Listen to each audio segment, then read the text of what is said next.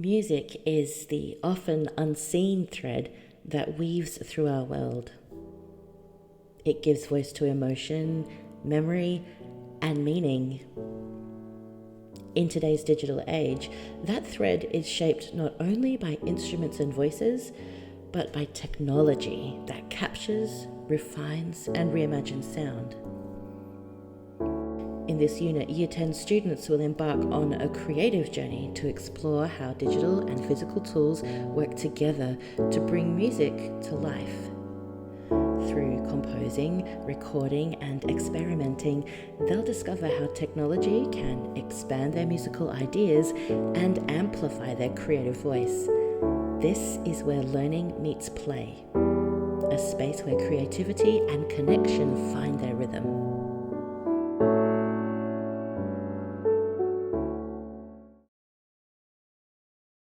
Our story begins in a quiet village of Echo Vale, where four unlikely heroes are on a journey to find the greatest song in the world. Here, they bump into a panicked librarian named Zumi.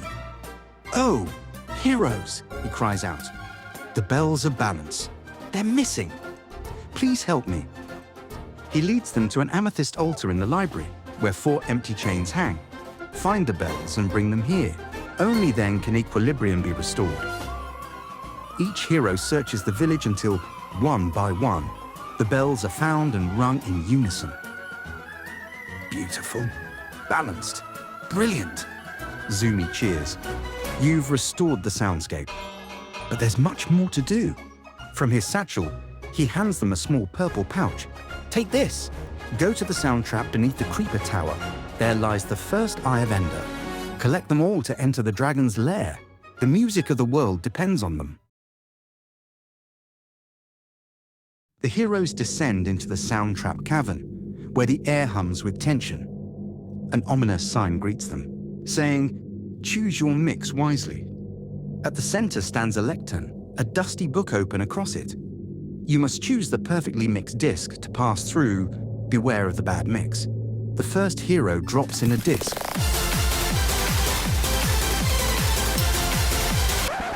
Too much reverb. They try again.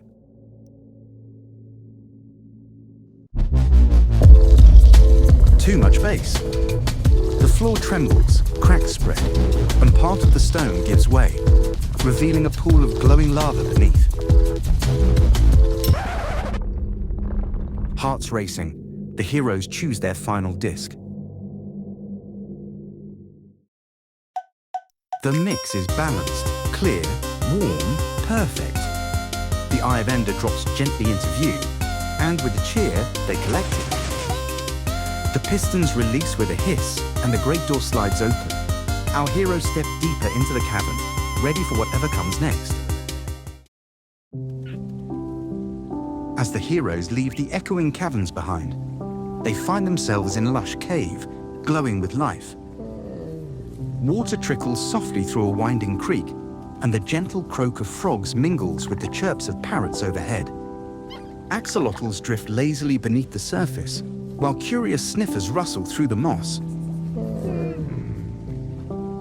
For the first time, the heroes pause, listening.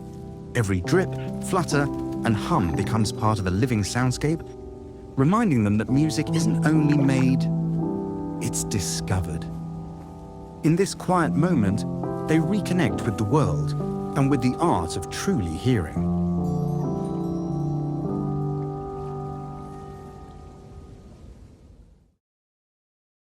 The heroes step into the Vault of Virtue, a towering chamber suspended above Copyright Jail. By the entrance, a lectern waits with another quest book resting open on it. They have a choice to make. Around them, 3 more books wait on pedestals. The heroes study each in turn. The first, option C, looks tempting, but something about it feels uncertain. The heroes hesitate and move on, except one, who can't quite decide. Option B offers a quicker reward, yet it reeks of dishonesty, a shortcut that will come at another creator's expense.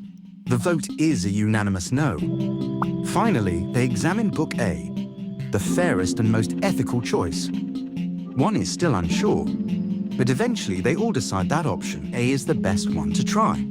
They pull the lever, and with great relief, the heavy stone door opens, revealing the path forward. They collect the next eye of Ender and move into the newly opened tunnel, relieved and excited to press on.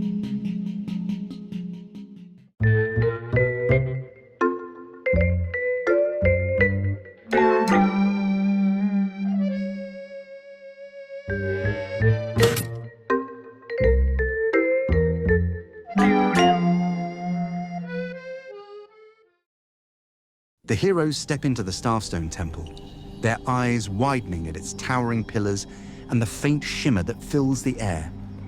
Soft particles drift lazily like dust caught in sunlight, and clusters of purple candles float weightlessly.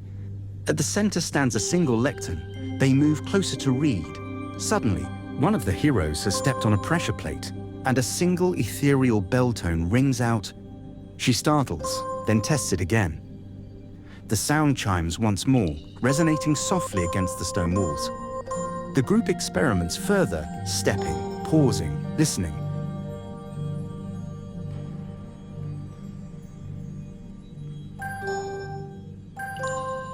Yet the tones overlap in disarray. The melody of the temple remains unsolved. They return to the book, and in the stillness that follows, a faint hum rises from the cavern itself, a soft, repeating motif carried on the air. Slowly, the heroes begin to imitate it. One note, then another, until their steps form the simple, graceful tune that mirrors the temple's own song. From above, an eye of Ender descends upon a block of deep slate. The slight doorway ahead grinds open, and the heroes sink deeper into the cavern. As the heroes push deeper into the caverns, they stumble upon a small makeshift campsite tucked within a lush cave.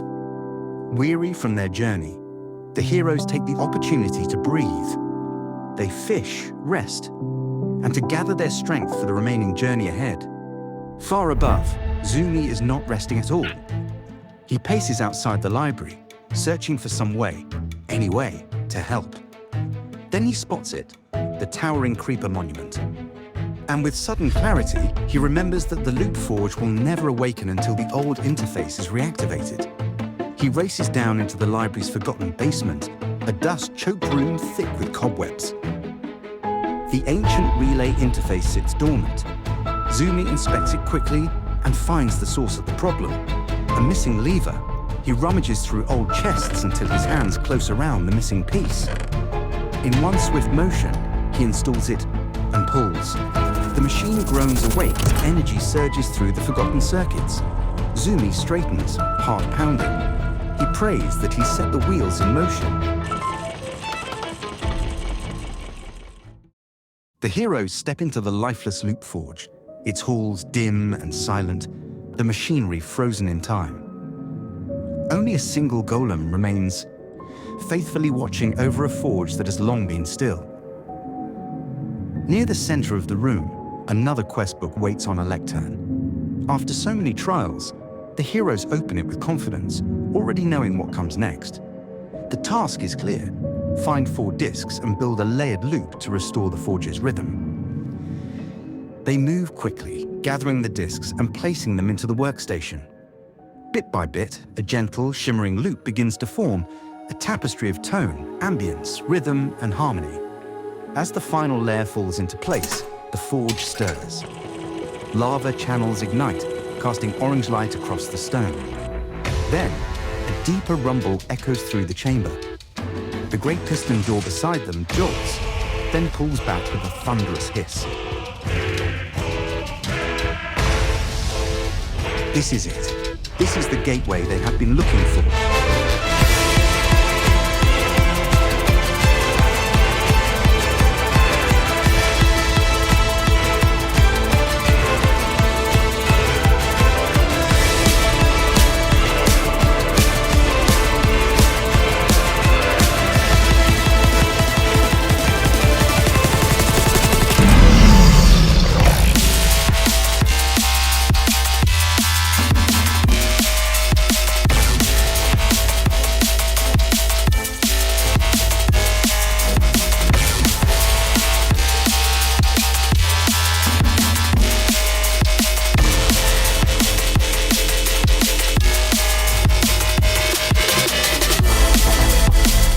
like that. Our heroes bravely defeated the dragon.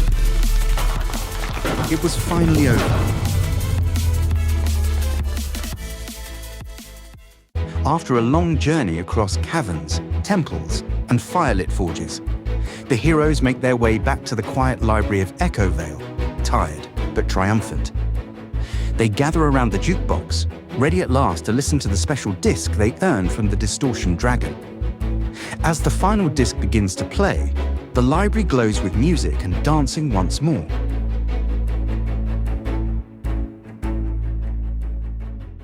Oh, were you expecting the greatest song in the world? I'm afraid not, my friend, because the song that matters most is the one you decide to create next.